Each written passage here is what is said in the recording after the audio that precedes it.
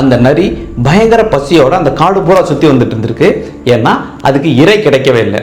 ரொம்ப சோகமாக ஒரு மலை அடிவாரத்தில் நடந்து வந்துட்டு இருக்கும்போது மலைக்கு மேலே ஒரு ஆடு மேய்ஞ்சிட்டு இருந்ததை பார்த்துச்சு. பார்த்தோன்னே நரிக்கு ரொம்ப மகிழ்ச்சி, எப்படி அந்த ஆட்டை கீழே இறக்கி அதை சாப்பிட்றலாம் அப்படின்னு முடிவு பண்ணி கீழேருந்து கத்திருக்கு, ஆடே, கீழே நல்லா பசுமையான பொருட்கள் இருக்குல்ல, நீ ஏன் மேலே போயிட்டு இந்த காஞ்ச புல்லை சாப்பிட்டுட்டு இருக்க அப்படின்னோடனே ஆடு அங்கேருந்து கேட்டிருக்கு, அப்படியா, கீழே நல்லா பசுமையான புல்லா இருக்கா அப்படின்னோடனே, இருக்கிறதுனால தானே சொல்கிறேன், கீழே இறங்கி வா அப்படின்னுச்சான். கீழே இறங்கி வந்துட்டு இருந்த ஆடு ஒரு ஸ்டேஜில் நின்று, கீழே வந்தால் என்னோட பசி போகுமா இல்லை உன்னோட பசி போகுமா அப்படின்னு கேட்டோடனே நரி அதிர்ச்சி அடைஞ்சிருக்கு.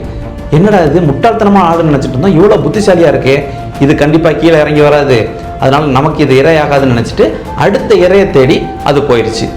கீழே இறங்கி வந்துட்டு இருந்த அந்த ஆடு திடீர்னு எப்படி புத்திசாலித்தனமாக யோசிச்சுது அப்படின்னா, அந்த ஆட்டோட வீட்டை சேர்ந்த பெரிய ஆடுகள் எல்லாமே இந்த மாதிரி ஒரு நரி ஒன்று வருது, அது தந்திரமா ஏமாற்றி நம்ம ஆடுகள் எல்லாம் கொன்னுடுது அப்படின்னு சொல்லிட்டு இருந்ததை இந்த ஆடு கவனித்து கேட்டுட்டு இருந்திருக்கு. அதாவது பெரியவங்க சொன்னதை கேட்டுட்டு இருந்ததுனால அந்த சூழ்நிலை வந்தோடனே இது புத்திசாலித்தனமாக தப்பிச்சிருச்சு.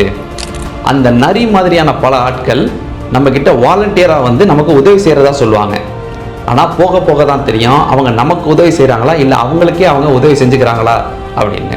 அவங்களோட உண்மையான முகம் என்ன அப்படிங்கிறது சீக்கிரமாக தெரிஞ்சிருச்சுன்னா நம்மளோட இழப்புகள் குறைவாக இருக்கும்.